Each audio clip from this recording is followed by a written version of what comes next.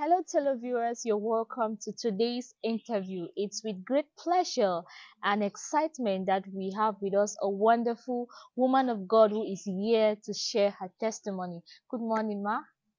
Good morning, Mary Joy. Okay, I must say you're looking very pretty and beautiful for a You woman of too. your age. You too. Wow. So, what's your name? Where are you from? And what's your testimony about? I am Mrs. Ida GWAN. I live in Eturebe in Yaoundé, but which we fondly call Goshen. Wow. And I fellowship with the Christian Missionary Fellowship International. I'm a child of God. Wow. And I fought for that. Praise the Lord. All right. So, what's your testimony about? My testimony is about how to live with and beat diabetes by God's grace. Wow. So you're acknowledging that God has taken you through all these years. Yes, He has been my healer. He's taken care of my health, and I've been able to live with this disease for 32 years. Wow. That was since Going 90. strong, doing everything like every normal person who claims to be of perfect health. Wow. That was in 1991. Wow. Yes. I was not born by then. Yes. That's really too much. We thank God for His grace. Yes. So, what are some of the symptoms you experienced that led you to seek medical attention? Um, uh, the first thing that happened to me was in the classroom.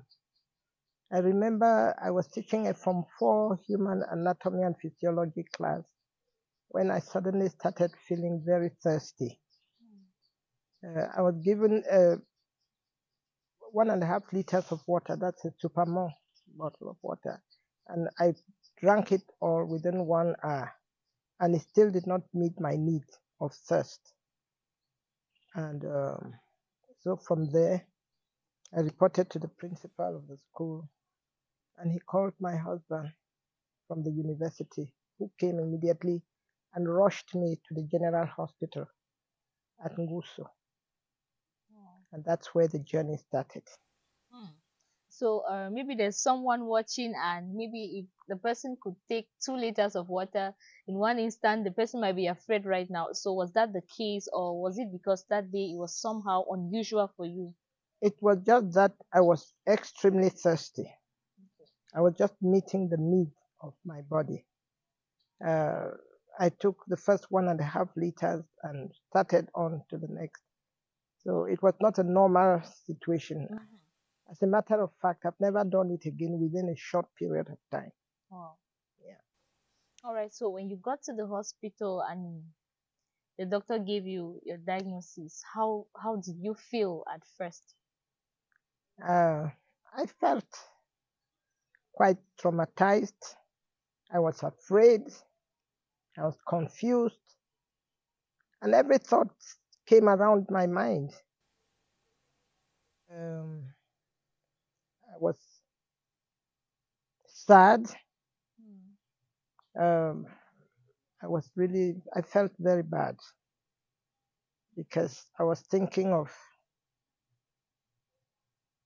how I would manage it. I had heard other people with diabetes, they were supposed to be on medication every day, and they were restricted from food.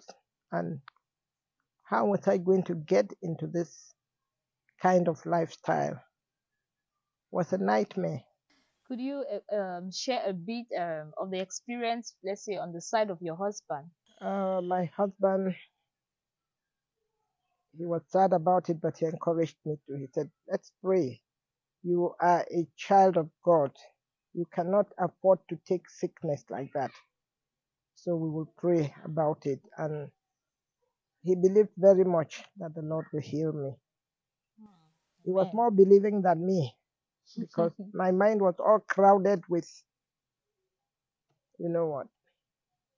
So how did you overcome those feelings at that point when you knew you had to take medications? There are certain restrictions that you have as concerns your diet. How did you overcome at that particular moment? The thing is that I went back. Uh, First, I even rejected the idea of going to the doctor again.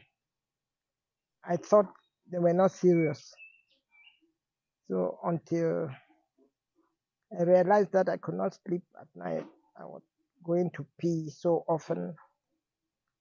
And I also realized that my mouth got very dry and I was getting very uncomfortable. So I was directed to Professor Jean-Claude Mbanya, who was really and has really been instrumental, being Wow. the human figure Mm-hmm. that God has used to help me. Okay, so meeting the doctor, were there words of encouragement he gave you that helped you at that moment? Yes. Okay. He really took time and sat down with me in his office and told me, my sister, this diabetes is not a death sentence. Mm. It is a way of life. And if you look at it that way, most of your problems will be solved. Just consider it another lifestyle. You're going to make few adjustments here and there in your way of eating. And you would have to discipline yourself to walk, to do exercises. You have to discipline yourself to lose some weight, some of that weight, which is not good for you. And so he just talked to me, he encouraged me, and told me he had been in meetings with people who had managed diabetes for over 50 years. So it was just as he said repeatedly, it was a way of life. I'm anxious about this. Did you at first deny the doctor's diagnosis because you were Christian, let's say by faith, because you might say your faith, due to your faith, I cannot be sick. The Bible says I'm this, I'm that. So did you deny the diagnosis of the doctor because of faith, your I faith in God? I don't know if it was quite that. It was simply I didn't want to accept the fact that I had that disease. I didn't just want to accept it because if I had accepted it at first, I should have said God would heal. Hmm. But I wasn't even asking the Lord to heal. I just said I didn't have it. All right. So what are some of the things you take to, let's say, to bring a balance to your sugar level? Are there some particular meals or particular classes of food that you have to take um that will help to maintain your sugar level? Um, I must also say that there are times I fail, Hmm. but most often I eat a lot of vegetables, and I must say we are blessed in Cameroon Yeah. with the variety of vegetables we have. Sometimes I just go out of my house, uh, cut some bitter leaf around the farm, just steam it, put a bit of palm oil or drop some olive oil Hmm. and eat.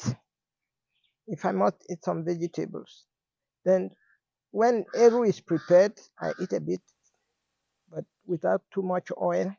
Okay. And bitter leaf, we wash bitter leaf, we cook it, and we eat. Things like ndole, I would take a bit and eat because it's quite heavy, but I'll take a bit. As a matter of fact, I eat a lot of vegetables. Wow. I also make salads uh, with lettuce, with cabbage, and I can use olive oil with a pinch of salt or seasoning and mix it up without avoiding the heavy creams Hmm. That's for salads. for salad. Okay. and then of course I don't. Uh, I try not to take too much sugar. Many times I can do without sugar, but sometimes I take it. I take a bit. Wow. So how do you do with exercises? Quite often I'm out by 5, around 5:30. I used to go out earlier. I used to go Wow. out like 5:15 with one of my sons, and we'll go out. That's when we have our prayer walks, and we're walking and praying and so on. And but recently I was aggressed by thieves, Oh my God. Sorry about that. so now I have to go out like a quarter to 6. Hmm. Then so that we walk for about an hour before then we come back. Well, if there's something you've said that I would really, in fact, I would take as a lesson Yes, is you using like using let's say your condition, not your condition, your state of being for your advantage, like to enhance your Christian life. In the yes, space of jogging, you jog and pray. I would say yes, that's really good. yes. That's I, really I, good. I love that. As a matter of fact, those are some of my best hours of prayer. It's like Wow. my spirit is more liberated at that time, and I love them. I don't want to miss those times. Wow. I might join you one day. That will be good. All right. Okay, you said there was a change in your diet. Yes. So how do you handle these cravings? For example, your food, there's less salt, maybe you don't eat Maggi. So how do you handle these cravings of food that you ate in the past, the way it was being prepared? How do you handle them? I will say it again. Probably I mentioned it earlier on that I have not totally deprived myself of many things. I take little quantities Mhm. of nearly everything Um, so that I don't get into a situation where I start missing something and I start desiring to eat the things so much. Because when you do that, the tendency is that the day you decide to eat it, you will overeat it. That's it. So I try as much as possible to eat what others eat. And I'll tell you that I've it's true that Maggi is not good, but if I tell you that I've not been eating Maggi, that would be a lie. I eat a bit of it because if I go to a home and they've cooked with Maggi, I eat a bit. So that is when it is possible, and I try as much as possible to stay off some of those things. But when I'm in a situation where I must take something, I don't deny myself of it. So, so I'm like half and half, but very. And one thing I do is as often as possible, I take my blood sugar in the early hours of the morning, and that sets for me the tone of the day. wow. It will tell me what to eat, how much, what quantities to eat, or what to avoid totally. So when I take, sometimes I don't write down the readings Mhm. because I have a notebook which I write the readings morning, afternoon, and evening. If I take it in the morning, I put it Mhm. under that column. If I take it in the afternoon, I put it under that column. If I take it at night, I put the readings at night. But I cannot tell you that I do that every day.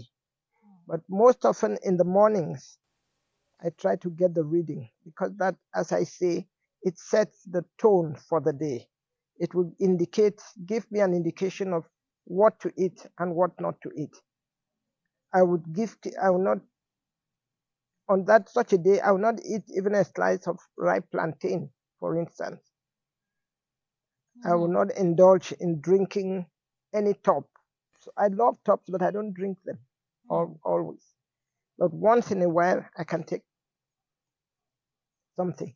But on a day when it is high, I won't even try to do it. But there are days when it gets too low, and I have to drink a top to bring up the level. Wow. So you keep listening to your body too. As you So regular checkups, I think, is very advisable. Absolutely necessary. Those checkups are absolutely necessary. I have a glucometer and I do it in the house. But for people who do not have them, they can go to the pharmacist or to a hospital. Check regularly. And that will be checked. It's always good to know where your sugar is. There's a lot of changes. So how has your family been of help in this particular time? Changes of you began doing sports, your meals have changed, maybe your time when you eat, when you go to bed. So how has your family been supportive in this time? Well, sometimes they eat the things that I eat. They try to eat it. They could be frowning and twisting their faces, but they do eat it. And I tell them that it may be bad in the mouth, but it's good for the body. Wow. And so they cooperate with me. They do cooperate with me. And since I also eat a bit of I eat what they eat. But as I say, I mark the quantities. The important thing is the quantities. And we all are also trying not to put too much oil in the food because it's good for nobody.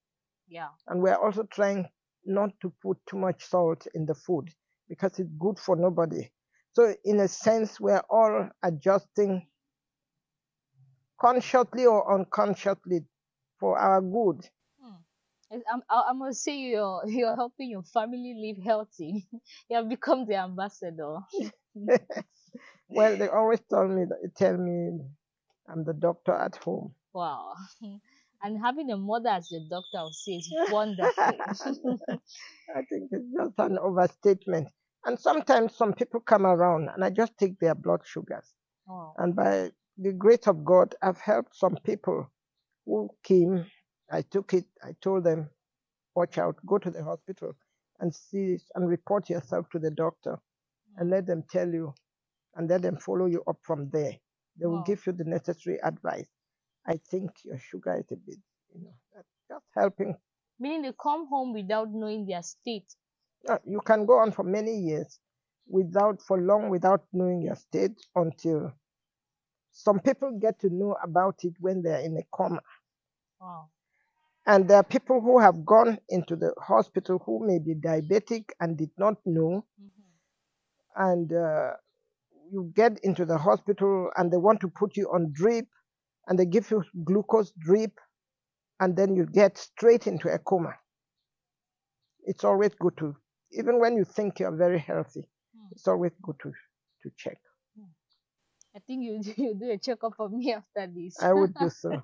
I'll gladly do that. All right. So what's your experience about wounds and injuries? Because recently it has been a common issue. You just see somebody having a scratch on the leg and it has escalated to something else. Yeah. Have you had that experience of injuries in your state? At some time I had my foot just went into rainwater one day. That's why you saw the kind of shoe I had that takes you off the mud. And a week or two later, I started having some pain there. Immediately, I went to the hospital. I rushed to the hospital, and I was treated. And within a week, it was gone. And the nurses, they commended me. They said, "Mama, it's good you came early, because if you wasted time, it would not be good." And also, it healed quickly because the sugar level was under control. And without forgetting to say that, I remind the Lord daily. I say, "Lord, this is a way of life. as often as I can, I tell him this is the way of life. Even when I take my medication, I say, I know these medications have negative side effects. Father, I'm taking it as food. Help me to help the good side effects to do what they should do in me, and the bad side effect to be flushed out. And that's the way I handle it. So even when I'm taking medication, it's not to me like medication, like medicine. I just think it's food, and that's the way I handle it with the Lord. Wow. And then I tell him about, because there are some organs that and parts of the body that diabetes targets that come immediately under attack by that. So I take time, I tell the Lord that, Lord, give me a brand new this, give me a brand new heart, give me brand new kidneys, give me brand new nerves, give me my eyes, let my eyes, and so on and so forth. So I pray, as I say, it has been from the beginning to the end, God, and with the human help of people like Prophet Ombanya and others, you see. Wow. So the thing with any diabetic patient, anybody who has that diabetes, you must not allow any wound overnight rush to the hospital with any wound, so that it is taken care of, because they are specialized. There's that lab in the central hospital which is devoted to diabetics, so, and it's under him. So if you get there, they would handle the situation very well.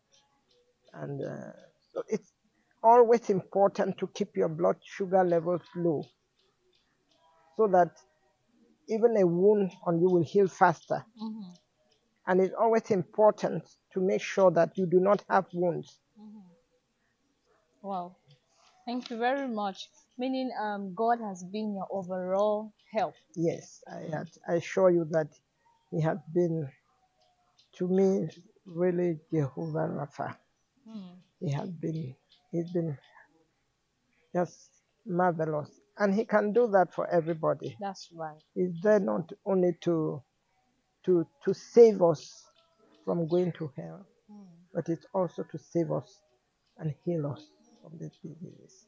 If you're a televiewer out there watching this wonderful testimony from Mama Ida, believe that aside from the medications that you are taking, just like the angel of God told Sarah, that is there anything that the Lord cannot do when she was doubting her age? It's also for you to ask that question to yourself. Is there anything that God cannot do? And the answer will be no, because God can do everything. Everything is possible. Impossibility is not in the vocabulary of God. So if you're a diabetic patient and you have God, that's a plus for you. And if you do not have God in your life, it's a time for you to come to the cross, come to God, and He will take charge. He will help you go through this process, as Mama is right here to testify to the glory of God. All right, Amen. Mama. So what's a message you would like to share to people who are maybe are at the risks of diabetes, or are just newly diagnosed of diabetes? I would advise them that then, first of all, just take it to the Lord, who is the healer. Place it and tell them, Father, I need you. You need to help me in this matter. Because He has the power to heal directly, or He has the power to heal you through medication. Because some people have taken medications and they have not even gotten well. That's right. So finally, the God factor must come into it. So, and then He would come, beg Him, He will come, He's ready to save you, to give you salvation, and then to heal the physical body. And secondly, I must congratulate you for your beautiful shape. And you are not overweight. I have put on some kilos which I need to take off. Wow. But and you're looking this pretty. but I want to say, don't put on weight, Mhm. because when you put on weight, you're already inviting that, not only diabetes but associated diseases. So I advise people to lose weight and then to do some form of sports, exercising or just walking regularly. And then people should also try to eat sensibly. If you're not smoking, if you're not drinking alcohol, even the tops are not healthy.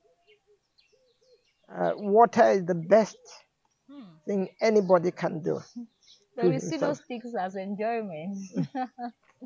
So water is the best drink, and God has made it available to all of us. So drink as much water as you can, and also um, eat fruits and vegetables. And gluttony is not good. Don't eat too much of anything. Just eat sensibly. I try to eat early in the evenings, and I eat lighter in the evening. And I would rather take my heaviest meal in the morning. Wow. Then as the day progresses, it goes lighter, because I have the day to burn up everything. I'll tell you something. A few weeks, I think it was 2 weeks ago, I was very tired. I'd worked so hard.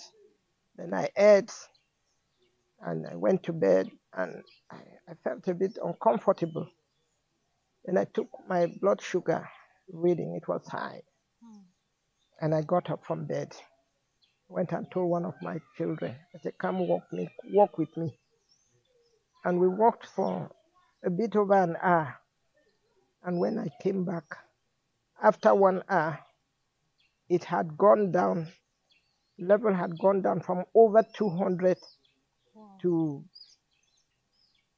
it had gone down by over 100 units. So by the time I was going to bed, it was just 109 or so, from 216. So if I had not walked that day, it would have just built up. That's why it's good for us to try to know where the sugar readings are. So that's what people should keep their weight low. They should do exercises. They should eat sensibly and run away from unnecessary sugars that they are eating, and run away from unnecessary sugars and fats, and in the name of enjoyment, and keep away from things like smoking, alcohol, and so on. Because the truth is that when you take a glass of top, it gets straight into your cells, into your bloodstream. But if you eat a meal you eat, say, fufu corn and vegetables, it takes time to digest before it begins to go through this process of absorption and so on. So it doesn't shock your body like like quick sugar. What are some of the misconceptions people commonly know about diabetes? From what you've said, I think the first one I've deducted from everything you've said is that it's a death sentence, whereas it's not. So what are other misconceptions? Other misconceptions come from people think that when you eat sugar, necessarily eat sugar, you become diabetes. I thought diabetic. So no, it's not like that. It is just that if sugar would not help you in that situation, and because what is diabetes? It is really too much sugar in it's a metabolic process, which allows too much sugar in your bloodstream, and your body cannot handle it to bring it to normal levels, because of things like maybe your pancreas, or maybe the islets of Langerhans in the pancreas are releasing too little insulin or none at all because of some reason. And there are different types of diabetes too. So it's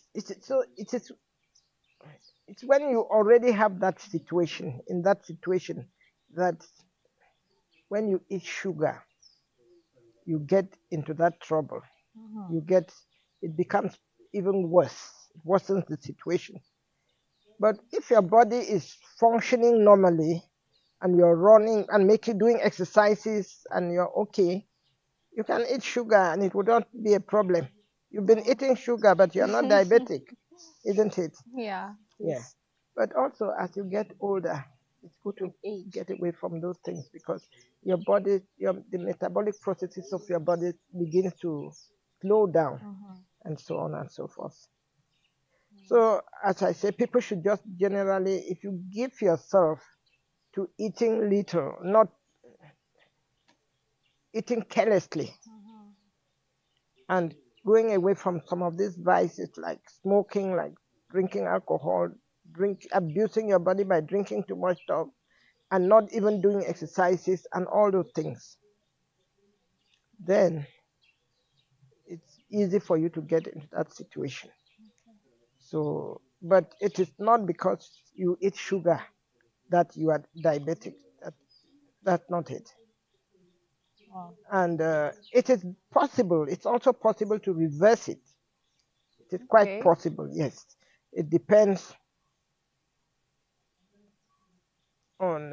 so often when you when you've been discovered, when it's been said you're diabetic, don't indulge, or you're pre-diabetic. Don't go start taking medication. Follow up with a good medical doctor, maybe the one who is specialized in that area. They will tell you, first put you on a diet and put you on exercises and so on. And some people have actually reverted their diabetes. And for some people, God has actually healed them completely. So it's not a death sentence. Wow. As I said before. Which was your fear? Which was my fear. All right. It was a great pleasure having you for today's interview. I would say I'm blessed, and I'm sure the televiewers too were blessed. Thank you very much. Thank you very much, Mary Joy, my daughter. I'm blessed having you. I'm glad to... It's like this is the first time I'm knowing you. Wow. So we will be friends. I'll be friends with you, Mom. God bless you. Amen. Thank you very much. All right, televiewers, it was indeed a wonderful and blessed time with Mama Ida. It is time where we draw our curtains for this session.